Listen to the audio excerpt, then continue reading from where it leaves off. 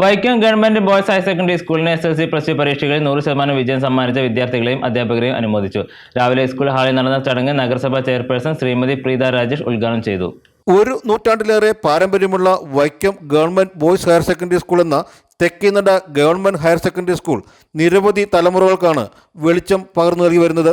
പ്രശസ്തരും പ്രഗത്ഭരുമായ നിരവധി സാമൂഹിക, സാംസ്കാരിക, സാഹിത്യ നായകന്മാരുടെ മാതൃവിദ്യാലയം കൂടിയായ Vaikom government boys higher secondary school എന്ന Thekkenada government higher secondary school മികവേറിയ വിജയമാണ് ഈ വർഷത്തെ SSLC പ്ലസ് 2 പരീക്ഷകളിൽ നേടിയിരുന്നത്.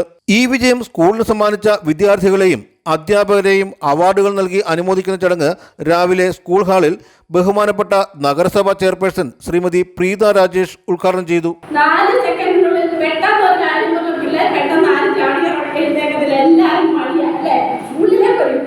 ആ സമയത്ത് ആരാണോ എഴുന്നേക്കണം അവൻ മിടുക്കനാവും. അത് തന്നെ എനിക്ക് നിങ്ങളോട് പറയാനുള്ളത്. ആദ്യം നമ്മൾ മുന്നിട്ട് എല്ലാ കാര്യത്തിലും അവനായിരിക്കും ഏറ്റവും നല്ല മിടുക്കൻ. ഇന്ന് കിട്ടിയ ഈ അവാർഡ് 10ാം ക്ലാസ്സിൽ ഫുൾ A+ മേടിക്കാൻ പറ്റാത്തവർക്ക് നിരാശപ്പെടേണ്ട. പ്ലസ് 2-ന് ഇതുപോലെ ഒരു സംഭവത്തിന് മുന്നിൽ നിങ്ങൾക്ക് എല്ലാത്തിനും പ്ലസ് 2-ന് A+ നേടി നിങ്ങൾക്ക് മുന്നിട്ട് വരാൻ പറ്റും. അതുകൊണ്ട് തന്നെ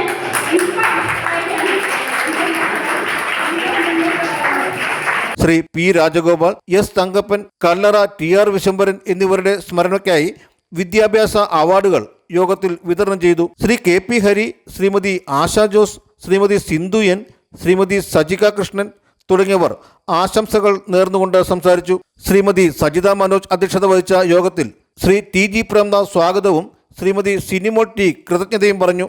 ഹയർ സെക്കൻഡറി സയൻസ് വിഭാഗത്തിന് 100% വിജയം കരസ്ഥമാക്കിയ മിടുക്കന്മാരാണ് ഇവിടെ ഇരിക്കുന്നത്.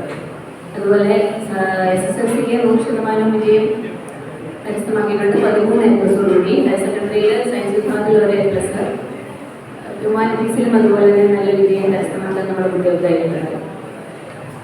അപ്പോൾ അവർ ചെയ്ത ഒരു കഠിനാധ്വാനത്തിൻ്റെ ഫലം അവരോടൊപ്പം നമ്മുടെ അധ്യാപകരുണ്ട്, പിന്നെ അവരുടെ മാതാപിതാക്കളുണ്ട്. ഇവരെല്ലാവരും ചെയ്തതിൻ്റെ കഠിനാധ്വാനത്തിൻ്റെ ഫലമായിട്ടാണ് നമുക്ക് ഇങ്ങനെ ഒരു റിസൾട്ട് വന്നിരിക്കുന്നത്.